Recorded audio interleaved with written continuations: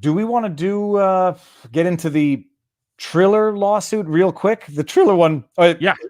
Well, there's two. I have the ones I have left are Triller, McDonald's, a little bit on the Navalny case, and then Bobby Kennedy's Children's Health Defense against Facebook. Okay, well let's do Triller real quick, because I think we're going to. Incidentally, if anyone has not seen it or doesn't know about it, go watch Nick Rekieta's video on it. Don't need to know more than that. Nick destroys it. Bottom line, Triller is the company that owned the rights to the Jake Paul. I forget who he fought. UFC, the fight. Ben Askren, yeah. Ben Askren, yes. They own the rights to the streaming of that fight, and apparently a bunch of people stole it, but strangely in their lawsuit failed to identify a single case of them actually stealing it. Well, so the lawsuit as drafted, and I mean, I think I would like to think I would have picked it up on my own, but you never know. Nick points it out. The lawsuit goes through parties, jurisdiction, and it alleges no facts before getting into the counts, which you're basically alleging law with no supporting fact, which is a non-starter for any lawsuit in any jurisdiction. You can't just allege conclusions without the supporting facts to justify them.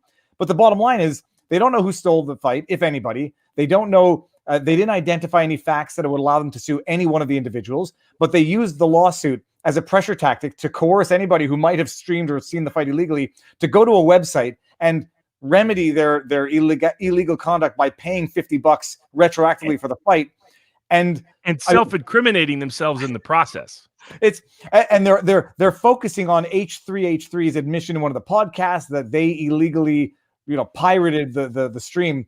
But from a lawsuit perspective, it's defective on its face. Apparently, the judge was raising certain issues. They alleged count 6, conspiracy. And as Nick pointed out, and for everybody out there, there's no such thing as a claim for conspiracy. There could be a claim for, say, breach of contract. And the means by which the breach of contract occurred may be a conspiracy or aiding and abetting or something of that nature. But conspiracy by itself is not a separate cause of action. It has to be conspiracy to violate this, conspiracy to violate this. Conspiracy is not a separate tort. And it's a sign of elemental failure of lawyers when a judge sees you even put it in the top, count 6, just conspiracy. The judge was like, okay, this is idiotic. I'm going to issue a sua sponte order. What is this crap? And they're already on the wrong foot with the judge without even an answer being filed or serving the suit yet.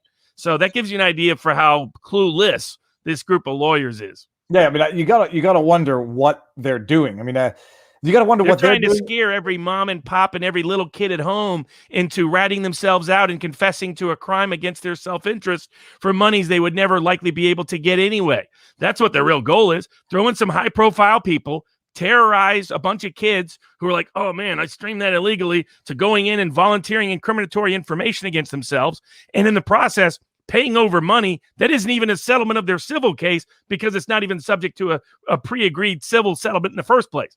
As all of which Nick detailed. So, I mean, it's a crock. It's an intimidation tactic. It's a misuse and abuse of the legal system. So it's problematic. Now, that doesn't mean they don't ultimately have a claim. If somebody went out and actually stole the material, they have a claim for, but not $10 million. It would be whatever the value of the stream is. Sometimes a multiplier involved. But the idea that, this was just a terror tactic by using legal bullying to try to scare a bunch of legally unaware, unfamiliar people, uneducated people into confessing a crime against their self-interest. No, absolutely. Now, a bearded Bronco. Oh, man, your avatar would have made so much more sense if I read your name first, because I was trying to figure out what I was looking at there. Ethan Klein stole it, admitted to 3-7.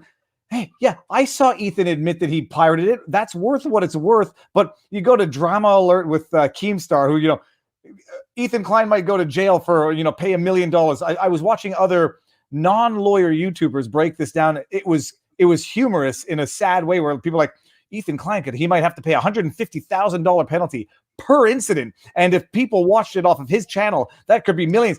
I think the idea of getting a maximum sentence for streaming a fight, it's outlandish to the point of, lacking credibility.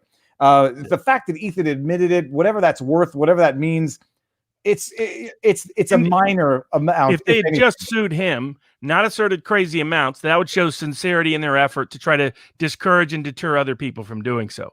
But that isn't what they did. They sued a bunch of people. They don't have the facts that ground their suit in fact, and admit so by not having a statement of fact section separately identified for the court, and allege claims that are not causes of action in the first place. That's why, with from a legal perspective, this suit was a joke. And many of the people who are overreacting to it on YouTube or trying to parlay it were misreading and misinterpreting it completely. Doesn't mean that everybody involved gets to take a walk, but it's nothing like the nonsense. This suit is not a suit to take seriously at this stage of the case. Well, I'm glad I skipped over it, but once I saw Nick's, I mean, like I said, I have nothing new to add to that. It's perfection of a vlog.